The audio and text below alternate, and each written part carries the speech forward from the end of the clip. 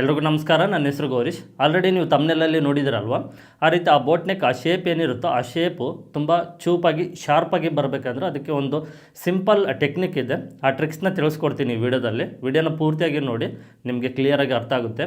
ಹಾಗೆ ಹೊಸದಾಗಿ ಈ ಚಾನಲ್ನ ನೀವೇನಾದರೂ ನೋಡ್ತಾ ಇದ್ದರೆ ಪ್ಲೀಸ್ ಈ ಚಾನಲ್ನ ಸಬ್ಸ್ಕ್ರೈಬ್ ಮಾಡ್ಕೊಳ್ಳಿ. ಪಕ್ಕದಲ್ಲೇ ಬೆಲ್ ಐಕನ್ ಇರುತ್ತೆ, ಅದನ್ನು ಆನ್ ಮಾಡಿ ಇಟ್ಕೊಳ್ಳಿ. ಇಂಥ ಟೈಲರಿಂಗ್ ವೀಡಿಯೋಸ್ನ ಅಪ್ಲೋಡ್ ಮಾಡಿದ ತಕ್ಷಣ ನಿಮಗೆ ನೋಟಿಫಿಕೇಷನ್ ಬರುತ್ತೆ. ಆ ಎಲ್ಲ ವೀಡಿಯೋಸ್ನ ನೀವು ನೋಡ್ಬೋದಾಗುತ್ತೆ. ಈ ಥರದ ಶೇಪ್ ನೆಕ್ಕು ಇಲ್ಲಿ ನಿಮಗೆ ಕಾಣಿಸ್ತಾ ಇದೆ ಅಲ್ವಾ, ಈ ಥರದ ಶೇಪ್ ನೆಕ್ಕು ನಾವು ಸ್ಟಿಚಿಂಗ್ ಮಾಡಬೇಕಾದ್ರೆ ಅಷ್ಟು ಶಾರ್ಪಾಗಿ ಬರೋದಿಲ್ಲ. ಈಗ ನಿಮಗೆ ತೋರಿಸ್ತಾ ಇದ್ದೀನಿ ನೋಡಿ, ಓಕೆನಾ. ಇಲ್ಲಿ ಫುಲ್ ಶಾರ್ಪಾಗಿ ಬರೋದಿಲ್ಲ, ಇದು ತುಂಬ ಅಸಹ್ಯವಾಗಿ ಕಾಣಿಸುತ್ತೆ. ಇದು ನಾವು ಎಷ್ಟೇ ಪರ್ಫೆಕ್ಟಾಗಿ ಸ್ಟಿಚ್ ಮಾಡಿದರೂ ಪಕ್ಕ ಮಾಡಬೇಕಾದ್ರೆ ಒಳಗಡೆ ಕಚ್ಚಾ ಇರುತ್ತೆ. ಆ ಕಚ್ಚಾ ಇರೋ ಕಾರಣದಿಂದ ಅಷ್ಟು ಶಾರ್ಪಾಗಿ ಬರೋದಿಲ್ಲ. ಇದು ಶಾರ್ಪಾಗಿ ಬರಬೇಕು ಅಂತ ಕೆಲವ್ರು ಏನು ಮಾಡ್ತಾರೆ ಅಂದರೆ, ನಾರ್ಮಲ್ ಈ ಎಮ್ಮಿಂಗ್ ಮಾಡೋ ಸೂಜಿ ಇರುತ್ತಲ್ಲ, ಉಕ್ಸಾಕೋ ಸೂಜಿ, ಅದರಿಂದ ಈ ರೀತಿ ಈ ದಾರನ ಈ ರೀತಿ ತೆಗಿತಾ ಇರ್ತಾರೆ ಶಾರ್ಪಾಗಿ ಬರಲಿ ಅಂತ. ಆಗೇನಾಗುತ್ತೆ ಅಂದರೆ ಇದು ಶಾರ್ಪಾಗಿ ಬರೋದಿಲ್ಲ, ಈ ರೀತಿ ಥ್ರೆಡ್ ಹೊರಗಡೆ ಬರುತ್ತೆ, ಓಕೆನಾ. ಆ ಕೆಲಸ ಮಾಡಬೇಡಿ. ಇದಕ್ಕೆ ಒಂದು ಸಿಂಪಲ್ ಟೆಕ್ನಿಕ್ನ ತಿಳಿಸ್ಕೊಡ್ತೀನಿ. ಇದು ಈ ರೀತಿ ಮೊಂಡಾಗಿರಬಾರ್ದು. ಈಗ ನಿಮ್ಗೆ ಕಾಣಿಸ್ತಾ ಇದೆ ಅಲ್ವಾ, ಈ ರೀತಿ ಬರ್ದಂಗೆ ತುಂಬ ಶಾರ್ಪಾಗಿ ನಾವು ಸ್ಟಿಚ್ ಯಾವ ರೀತಿ ಮಾಡ್ತೀವೋ ಅದೇ ರೀತಿ ಪಕ್ಕ ಆಗಬೇಕು. ಅದು ಸಿಂಪಲ್ ಟೆಕ್ನಿಕ್ ಒಂದಿದೆ, ಅದನ್ನು ತಿಳಿಸ್ಕೊಡ್ತೀನಿ. ವಿಡಿಯೋನ ಪೂರ್ತಿಯಾಗಿ ನೋಡಿ, ಕ್ಲಿಯರಾಗಿ ನಿಮಗೆ ಅರ್ಥ ಆಗುತ್ತೆ, ಓಕೆನಾ. ಒಂದು ಸೈಡ್ ಆಲ್ರೆಡಿ ನಾನು ಸ್ಟಿಚ್ ಮಾಡಿ ತೋರಿಸಿದ್ದೀನಿ, ಸ್ಟಿಚ್ ಮಾಡಿ ಇಟ್ಕೊಂಡಿದ್ದೀನಿ ನಿಮಗೆ ಗೊತ್ತಾಗಲಿ ಅಂತ. ಈ ರೀತಿ ಇರುತ್ತೆ. ಇನ್ನೊಂದು ಸೈಡು ಬೇರೆ ಕಲರ್, ನಿಮಗೆ ಬೇರೆ ಕಲರಲ್ಲಿ ಸ್ಟಿಚ್ ಮಾಡಿ ತೋರಿಸ್ತೀನಿ. ಇದಕ್ಕೆ ನೋಡಿ, ನಾರ್ಮಲಾಗಿ ನಾವು ಈ ರೀತಿ ಶೇಪ್ ನೆಕ್ಕು, ಇದು ಬೋಟ್ ನೆಕ್ಕಿಗೂ ಬರುತ್ತೆ ಶೇಪ್ ನೆಕ್ಕು, ಮತ್ತು ನಾರ್ಮಲ್ಲಾಗಿ ಡೀಪ್ ನೆಕ್ಕಿಗೂ ಈ ರೀತಿ ಶೇಪ್ ಬರುತ್ತೆ. ಒಟ್ಟಿನಲ್ಲಿ ಈ ರೀತಿ ಈಗ ನಾವು ಲೈನಿಂಗಲ್ಲಿ ಚೂಪಾಗಿ ಏನು ಕಟ್ ಮಾಡಿರ್ತೀವೋ ಇಷ್ಟೇ ಚೂಪಾಗಿ, ಇಷ್ಟೇ ಶಾರ್ಪಾಗಿ ಪಕ್ಕ ಮಾಡಬೇಕು, ಓಕೆನಾ. ಅದು ಮೇನ್ ಇಂಪಾರ್ಟೆಂಟ್ ಟಾಪಿಕ್. ಈಗ ನಾನು ಈ ವಿಡಿಯೋದಲ್ಲಿ ನಿಮ್ಗೆ ಎಕ್ಸ್ಪ್ಲೇನ್ ಮಾಡ್ತಾ ಇರೋದು. ನಾವು ಇದಕ್ಕೆ ಕ್ಯಾನ್ವಾಸ್ನ ಬೇಕಾದರೂ ಕಟ್ ಮಾಡಿಕೊಂಡು ಲೈನಿಂಗಿಗೆ ಪ್ರೆಸ್ಸಿಂಗ್ ಮಾಡಿಕೊಂಡು ಪಕ್ಕ ಮಾಡ್ಬೋದು. ನೀವು ಕ್ಯಾನ್ವಾಸ್ ಹಾಕ್ಕೊಂಡು ಪಕ್ಕ ಮಾಡಿದರೂ ಈಗ ನಾನು ತಿಳಿಸ್ಕೊಡುವಂಥ ಟ್ರಿಕ್ಸ್ ಏನಿದೆಯೋ ಇದನ್ನು ಫಾಲೋ ಮಾಡಿ. ಇಲ್ಲ ಲೈನಿಂಗಲ್ಲೇ ಡೈರೆಕ್ಟಾಗಿ ನಾವು ಕಟ್ ಮಾಡಿಕೊಂಡು ಪಕ್ಕ ಮಾಡ್ತೀವಿ ಅಂದರೆ ಅದಕ್ಕೂ ಓಕೆ, ಈ ಟ್ರಿಕ್ಸ್ನ ಫಾಲೋ ಮಾಡಿ. ಕ್ಯಾನ್ವಾಸ್ಗಾದರೂ ಓಕೆ, ಇಲ್ಲ ಲೈನಿಂಗಲ್ಲಿ ನೀವು ನೆಕ್ ಶೇಪ್ನ ಕಟ್ ಮಾಡಿ ಪಕ್ಕ ಮಾಡಿದರೂ ಓಕೆ. ಎರಡಕ್ಕೂ ನೀವು ಇದೇ ರೀತಿಯೇ ಟ್ರಿಕ್ಸ್ನ ಫಾಲೋ ಮಾಡ್ಬೋದು. ಈಗ ನಾನು ನಿಮಗೆ ಇದು ಮೇನ್ ಫ್ಯಾಬ್ರಿಕ್ ಮಾತ್ರ ದಪ್ಪ ಇದ್ದರೆ ಇದನ್ನು ಗಮನದಲ್ಲಿಟ್ಕೊಳ್ಳಿ. ಮೇನ್ ಫ್ಯಾಬ್ರಿಕ್ ದಪ್ಪ ಇದ್ದರೆ ಲೈನಿಂಗಲ್ಲಿ ನೀವು ಈ ನೆಕ್ ಶೇಪ್ನ ಕಟ್ ಮಾಡಿಕೊಂಡು ಪಕ್ಕ ಮಾಡ್ಬೋದು. ಮೇನ್ ಫ್ಯಾಬ್ರಿಕ್ ತುಂಬ ತೆಳುವಿತ್ತು ಅಂದರೆ ಆಗ ನೀವು ಫ್ಯೂಸಿಂಗ್ ಕ್ಯಾನ್ವಾಸಲ್ಲಿ ಈ ಶೇಪ್ ನೆಕ್ನ ಕಟ್ ಮಾಡಿ ಎಕ್ಸ್ಟ್ರಾ ಲೈನಿಂಗ್ ಪೀಸ್ಗೆ ನೀವು ಅಟ್ಯಾಚ್ ಮಾಡಿಕೊಂಡು, ಮತ್ತು ಮೇನ್ ಫ್ಯಾಬ್ರಿಕ್ಕು ಲೈನಿಂಗ್ ಎರಡನ್ನು ಅಟ್ಯಾಚ್ ಮಾಡಿಕೊಂಡು ಆ ಪ್ರೆಸ್ಸಿಂಗ್ ಮಾಡ್ಕೊಂಡಿರುವಂಥ ಕ್ಯಾನ್ವಾಸ್ ನೆಕ್ ಶೇಪ್ ಏನಿರುತ್ತೋ ಅದನ್ನು ಮೇನ್ ಫ್ಯಾಬ್ರಿಕ್ ಮೇಲೆ ಇಟ್ಟು ನೀವು ಸ್ಟಿಚಿಂಗ್ ಮಾಡಬೇಕಾಗುತ್ತೆ. ಅದು ಪ್ರೊಸೆಸ್ ತುಂಬಾ ಇರುತ್ತೆ, ನಿಮಗೆ ಗೊತ್ತಿರಲಿ ಅಂತ ನಾನು ಎಕ್ಸ್ಪ್ಲೇನ್ ಮಾಡಿದ್ದೀನಿ ಅಷ್ಟೇ. ಸಿಂಪಲ್ಲಾಗಿ ಲೈನಿಂಗ್ ಮೇನ್ ಫ್ಯಾಬ್ರಿಕ್ ದಪ್ಪ ಇದ್ದು ಲೈನಿಂಗಲ್ಲೇ ನಾವು ಪಕ್ಕ ಮಾಡ್ತೀವಿ ಅಂದರೆ ಸಾಕಷ್ಟು ಜನ ಈಗ ಇದೇ ಮೆಥಡ್ನೇ ಫಾಲೋ ಮಾಡ್ತಾರೆ. ಎಲ್ಲರೂ ಈ ರೀತಿ ಶೇಪ್ ನೆಕ್ನ ಮೇನ್ ಫ್ಯಾಬ್ರಿಕ್ಕಿಗೆ ಇಟ್ಟು ಹಾಗೆ ಲೈನಿಂಗಲ್ಲೇ ಕಟ್ ಮಾಡಿ ಪಕ್ಕ ಮಾಡ್ತಾರೆ. ಹಾಗಾಗಿ ನಾನು ನಿಮಗೆ ಸಿಂಪಲ್ಲಾಗಿ ತಿಳಿಸ್ಕೊಡ್ತೀನಿ, ಅರ್ಥ ಆಗಲಿ ಅಂತ. ಮೇನ್ ಫ್ಯಾಬ್ರಿಕ್ ನೋಡಿ ಸೀದಾ ಇರಬೇಕು, ಇದನ್ನು ಗಮನದಲ್ಲಿಟ್ಕೊಳ್ಳಿ. ಮೇನ್ ಫ್ಯಾಬ್ರಿಕ್ಕು ಸೀದಾ ಇರಬೇಕು. ಸೀದಾ ಮೇಲೆ ಒರಿಜಿನಲ್ ಮೇಲೆ ಲೈನಿಂಗ್ನ ಹಾಕ್ಕೊಳ್ಬೇಕು, ಓಕೆನಾ. ಹಾಕ್ಕೊಂಡ ನಂತರ ನೀವು 1/4 ಇಂಚ್ ಮಾರ್ಜಿನ್ ಬಿಟ್ಟಿರ್ತೀರ ಸಾಮಾನ್ಯವಾಗಿ, ಓಕೆನಾ. 1/4 ಇಂಚ್ ಮಾರ್ಜಿನ್ಗೆ ಕರೆಕ್ಟಾಗಿ ಸ್ಟಿಚ್ನ ಮಾಡಬೇಕು. ನಾನು ಸ್ವಲ್ಪ ಜೂಮ್ ಹಾಕಿ ತೋರಿಸ್ತೀನಿ. ಇಲ್ಲಿ ಕ್ಲಾರಿಟಿ ಬರದೇ ಇರ್ಬೋದು. ನೀವೇನು ಮಾಡ್ತೀರ ಅಂದರೆ ಯೂಟ್ಯೂಬ್ ಸೆಟ್ಟಿಂಗಲ್ಲಿ ನಿಮಗೆ ವಿಡಿಯೋ ನೋಡಬೇಕಾದ್ರೆ 3 ಡಾಟ್ಸ್ ಇರುತ್ತೆ. ಆ 3 ಡಾಟ್ಸ್ ಮೇಲೆ ಕ್ಲಿಕ್ ಮಾಡಿದರೆ ನಿಮಗಲ್ಲಿ ವಿಡಿಯೋ ಕ್ವಾಲಿಟಿ ಅಂತ ಒಂದು ಆಪ್ಷನ್ಸ್ ಬರುತ್ತೆ. ವಿಡಿಯೋ ಕ್ವಾಲಿಟಿ ಮೇಲೆ ನೀವು ಕ್ಲಿಕ್ ಮಾಡಿ ಅದರಲ್ಲಿ ನಿಮಗೆ ಅಡ್ವಾನ್ಸ್ ಅಂತ 4ನೇ ಆಪ್ಷನ್ಸ್ ಬರುತ್ತೆ. ಅದರ ಮೇಲೆ ನೀವು ಕ್ಲಿಕ್ ಮಾಡಿಕೊಂಡ್ರೆ ನಿಮಗಲ್ಲಿ 144 ಇಂದ 4K ವೀಡಿಯೋ ಕ್ವಾಲಿಟಿ ಇರುತ್ತೆ. ನಿಮಗೆ 5G ನೆಟ್ವರ್ಕ್ ಏನಾದರೂ ಇದ್ದು 4K ವಿಡಿಯೋ ಪ್ಲೇ ಆಗುತ್ತೆ ಅಂದರೆ 4Kಲ್ಲೇ ನೋಡಿ. ಇಲ್ಲಿ ನಿಮಗೆ ಈ ಪಾರ್ಟಲ್ಲಿ ಈ ಜಾಗದಲ್ಲಿ ನಿಮಗೆ ಕ್ಲಾರಿಟಿ ತುಂಬ ಚೆನ್ನಾಗಿರುತ್ತೆ, ಬೇಗ ಅರ್ಥ ಆಗುತ್ತೆ. ಇಲ್ಲಾಂದರೆ ನೀವು 1080 ಕ್ವಾಲಿಟಿ ಇಟ್ಕೊಂಡು ವಿಡಿಯೋನ ನೋಡಿ, ನಿಮಗೆ ಕ್ಲಿಯರಾಗಿ ಕಾಣಿಸುತ್ತೆ. ಜೂಮ್ ಹಾಕಿರ್ತೀನಲ್ವ, ಹಾಗಾಗಿ ನಿಮಗೆ ತಿಳಿಸ್ತಾ ಇದ್ದೀನಿ.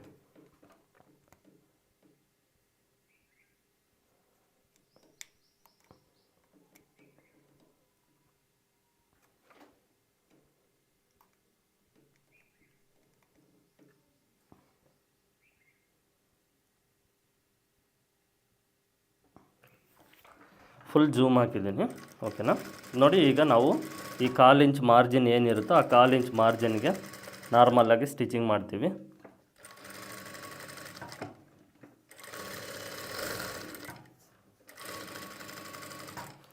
ಈ ಜಾಗದಲ್ಲಿ ಬಂದಾಗ ಇಲ್ಲಿ ನಮಗೆ ತುಂಬ ಇಂಪಾರ್ಟೆಂಟು, ನಾವು ಕರೆಕ್ಟಾಗಿ ಮಾರ್ಜಿನ್ಗೆ ಈ ರೀತಿ ನೀಡ್ಲು ಸ್ಟಾಪ್ ಮಾಡಬೇಕು. ನಿಮಗೆ ಕಾಣಿಸ್ತಾ ಇದೆ ಅಲ್ವ, ಇಲ್ಲಿ ಮಾರ್ಜಿನ್ಗೆ ಕರೆಕ್ಟಾಗಿ ನೀಡ್ಲನ್ನ ಸ್ಟಾಪ್ ಮಾಡಬೇಕು. ನೀಡ್ಲು ಕ್ಲಾತ್ ಒಳಗಡೆ ಇರಬೇಕು, ಇದನ್ನು ಗಮನದಲ್ಲಿಟ್ಕೊಳ್ಳಿ. ನೀಡಲ್ಲು ಹೊರಗಡೆ ಇರಬಾರ್ದು, ಕ್ಲಾತ್ ಒಳಗಡೆ ಇರಬೇಕು. ಇಲ್ಲಿ ನಿಮಗೆ ದಾರ ಕಾಣಿಸ್ತಾ ಇದೆ ನೋಡಿ, ಈ ರೀತಿ ಸಿಂಗಲ್ ದಾರ ತಗೊಳ್ಳಿ, ಸಿಂಗಲ್ಲು ಥ್ರೆಡ್ ತಗೊಂಡು ಈ ಲೈನಿಂಗ್ ಇರುತ್ತಲ್ವ, ಕಾಣಿಸ್ತಾ ಇದೆ ಅಲ್ವ, ಲೈನಿಂಗ್ ಒಳಗಡೆ ಈ ಥ್ರೆಡ್ನ ಈ ರೀತಿ ಹಾಕ್ಕೊಳ್ಬೇಕು. ಲೈನಿಂಗ್ ಒಳಗಡೆ ಒಟ್ಟು ಇದು ಲೈನಿಂಗ್ ಒಳಗಡೆ ಇರಬೇಕು.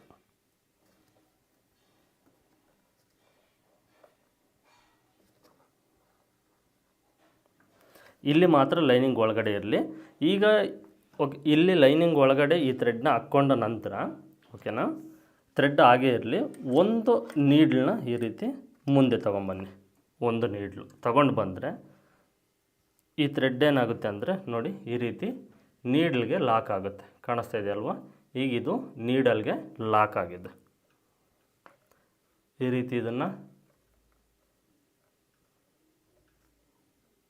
ಈ ಎರಡನ್ನೂ ಈ ರೀತಿ ಅಂದ್ಕೊಳ್ಳಿ. ಓಕೆನಾ, ಈ ಎರಡು ಥ್ರೆಡ್ನ ಈ ರೀತಿ ಅಂದ್ಕೊಂಡ ನಂತರ ಈಗ ಲೈನಿಂಗ್ ಒಳಗಡೆ ಇದನ್ನು ಹಾಕ್ಕೊಳ್ಳಿ. ಈ ಕಡೆ ಸೈಡಿಂದ, ನೆಕ್ ಸೈಡಿಂದ ಲೈನಿಂಗ್ ಒಳಗಡೆ ಇದನ್ನು ಹಾಕ್ಕೊಳ್ಬೇಕು. ಹಾಕ್ಕೊಂಡ ನಂತರ ನಾರ್ಮಲ್ಲಾಗಿ ಈಗ ಸ್ಟಿಚ್ ಮಾಡಿ.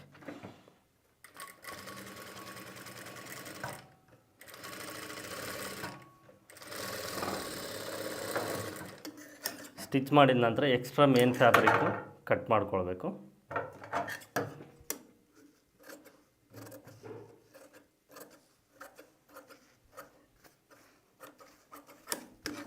ಇಲ್ಲಿ ಕೆಲವ್ರು ಏನು ಮಾಡ್ತಾರೆ ಅಂದರೆ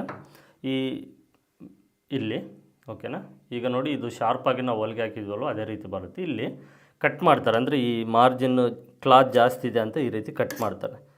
ಇದ್ರ ಹೊಲಿಗೆ ಹತ್ರದವರೆಗೂ ಕಟ್ ಮಾಡ್ತಾರೆ, ಶಾರ್ಪಾಗಿ ಏನಾದರೂ ಬರುತ್ತೆ ಅಂತ. ಆ ರೀತಿ ಕಟ್ ಮಾಡೋದ್ರಿಂದ ನೀವು ಅದು ಪಕ್ಕ ಮಾಡಿದ ಮೇಲೆ ಒಂದಲ್ಲ ಒಂದು ಟೈಮಲ್ಲಿ ಅದು ನೀವು ಮಾರ್ಜಿನ್ ಬಿಟ್ಟಿರೋದಿಲ್ಲ ಅಲ್ವಾ, ಆಗೇನಾಗುತ್ತೆ ಅಂದರೆ ಹೊಲಿಗೆ ಬಿಚ್ಕೊಳ್ಳುತ್ತೆ, ಕಚ್ಚಾ ಇರೋದಿಲ್ಲ ಜಾಸ್ತಿ, ಆಗ ಹೊಲಿಗೆ ಬಿಚ್ಕೊಳ್ಳುತ್ತೆ. ಆ ರೀತಿ ಮಾಡಬೇಡಿ.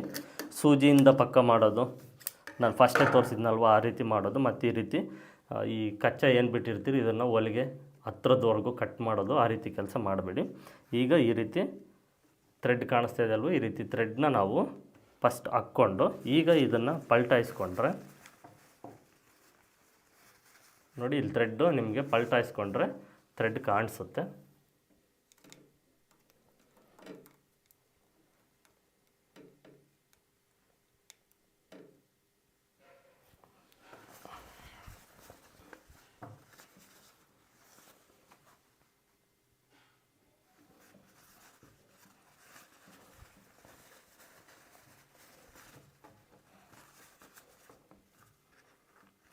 ನೋಡಿ, ಇಲ್ಲಿ ಥ್ರೆಡ್ ಇದೆ. ಈ ಥ್ರೆಡ್ನ ನೀವು ಈ ರೀತಿ ನಿಧಾನವಾಗಿ ಎಳಿಬೇಕು, ಮತ್ತು ಅದು ಹೊಲಿಗೆ ಬಿಚ್ಕೊಳ್ಳುತ್ತೆ. ನಿಧಾನವಾಗಿ ಈ ರೀತಿ ಎಳ್ಕೊಂಡ್ರೆ, ತುಂಬ ಟೈಟಾಗಿ ಎಳಿಬೇಡಿ, ಥ್ರೆಡ್ಡು ಮತ್ತು ಹರಿದೋಗುತ್ತೆ.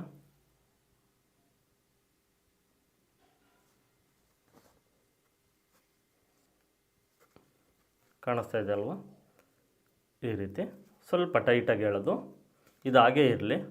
ಓಕೆನಾ, ಈ ಥ್ರೆಡ್ ಹಾಗೇ ಇರಲಿ. ನೋಡಿ ಎಷ್ಟು ಶಾರ್ಪಾಗಿ ಬಂದಿದೆ ಅಂತ, ಹಾಗೇ ಇರಲಿ. ಈಗ ಒಂದು ಹೊಲಿಗೆನ ಹಾಕ್ಕೊಳ್ಬೇಕು.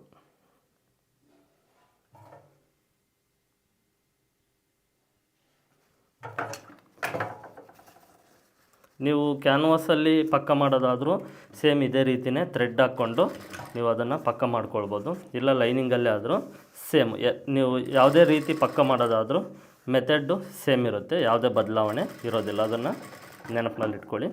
ಇದು ತುಂಬ ಯೂಸ್ ಆಗುತ್ತೆ. ನೀವು ಪ್ರತಿ ಸಾರಿ ಈ ರೀತಿ ಶೇಪ್ ನೆಕ್ ಏನಾದರೂ ಇತ್ತು ಅಂದರೆ ಇದೇ ರೀತಿಯೇ ಪಕ್ಕ ಮಾಡಿ, ಆಗ ನಿಮಗೆ ಶಾರ್ಪಾಗಿ ಬರುತ್ತೆ. ಅದು ನೋಡೋದಕ್ಕೆ ತುಂಬ ಚೆನ್ನಾಗಿ ಕಾಣಿಸುತ್ತೆ ಔಟ್ಲುಕ್ಕು. ನಿಮಗೆ ಫಸ್ಟು ಸ್ಟಿಚಿಂಗ್ ಮಾಡಿರೋದು ಮತ್ತು ಇದು ಎರಡು ಒಟ್ಟಿಗೆ ತೋರಿಸ್ತೀನಿ. ನಿಮಗೆ ಎರಡು ನೋಡಿದಾಗ ಒಂದು ಕ್ಲಾರಿಟಿ ಬರುತ್ತೆ. ಈ ಥ್ರೆಡ್ ಆಗೇ ಇರುತ್ತೆ, ಇದನ್ನು ಈ ರೀತಿ ಟೈಟಾಗಿ ಎಳೆದಿಟ್ಕೊಂಡೆ ಇದಕ್ಕೆ ಹೊಲಿಗೆನ ಹಾಕ್ಕೊಳ್ಳಿ. ಹತ್ರದವರೆಗೂ ಹೊಲಿಗೆ ಹಾಕ್ಕೊಳ್ಳಿ.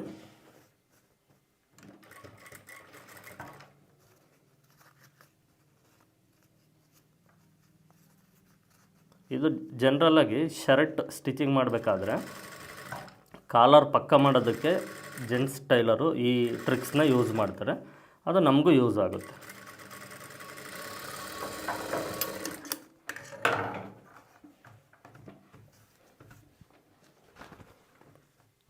ನೋಡಿ, ಈಗ ಎರಡಕ್ಕೂ ಕಂಪೇರ್ ಮಾಡ್ಕೊಳ್ಳಿ.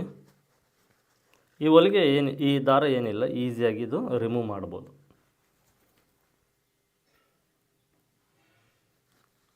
ನೋಡಿ, ಎರಡಕ್ಕೂ ಕಂಪೇರ್ ಮಾಡ್ಕೊಳ್ಳಿ, ಎಷ್ಟು ವ್ಯತ್ಯಾಸ ಇದೆ. ಕಾಣಿಸ್ತಾ ಇದೆ ಅಲ್ವಾ? ಇದು ಯಾವ ರೀತಿ ಇದೆ, ಇದು ಎಷ್ಟು ಶಾರ್ಪಾಗಿ ಬಂದಿದೆ ಅಂತ ನೋಡಿ. ಈ ಟ್ರಿಕ್ಸ್ನ ಫಾಲೋ ಮಾಡಿ ನೀವು. ಈ ಟ್ರಿಕ್ಸ್ನ ಫಾಲೋ ಮಾಡೋದ್ರಿಂದ ನಿಮಗೆ ಈ ರೀತಿ ನೀವು ಸ್ಟಿಚಿಂಗ್ನ ಮಾಡ್ಕೊಳ್ಬೋದು. ಓಕೆನಾ? ಇಷ್ಟು ಈ ವಿಡಿಯೋದಲ್ಲಿ ನಿಮಗೆ ಇದು ಅರ್ಥ ಆಗಿದೆ ಅಂದ್ಕೊಂಡಿದ್ದೀನಿ. ನೀವು ವಿಡಿಯೋನ ಇನ್ನೂ ಒಂದು 2-3 ಸಾರಿ ನೋಡಿ, ಬೇಕಾದರೆ ನಿಮಗೆ ಕ್ಲಿಯರಾಗಿ ಅರ್ಥ ಆಗುತ್ತೆ. ವಿಡಿಯೋ ಕ್ವಾಲಿಟಿ ಸ್ವಲ್ಪ ಜಾಸ್ತಿ ಇಟ್ಕೊಂಡು ನೋಡಿ, 1080 HD ನೀವು ವಿಡಿಯೋ ಕ್ವಾಲಿಟಿನ ಇಟ್ಕೊಂಡು ನೋಡಿ, ನಿಮಗೆ ಕ್ಲಿಯರಾಗಿ ಅರ್ಥ ಆಗುತ್ತೆ. ಇಷ್ಟು ಈ ವಿಡಿಯೋದಲ್ಲಿ. ಇದು ನಿಮಗೆ ಈ ಟ್ರಿಕ್ಸ್ ಯೂಸ್ಫುಲ್ ಆಗಿದೆ ಅಂದ್ಕೊಂಡಿದ್ದೀನಿ. ಯೂಸ್ಫುಲ್ ಆಗಿದ್ದರೆ ಈ ವಿಡಿಯೋಗೆ ಒಂದು ಲೈಕ್ ಮಾಡಿ ಅಂತ ತಿಳಿಸ್ತಾ ಇಲ್ಲಿಗೆ ಈ ವಿಡಿಯೋನ ಎಂಡ್ ಮಾಡ್ತಾಯಿದ್ದೀನಿ. ಮತ್ತು ಮುಂದಿನ ವಿಡಿಯೋದಲ್ಲಿ ಸಿಗ್ತೀನಿ. ಎಲ್ಲರಿಗೂ ಧನ್ಯವಾದಗಳು.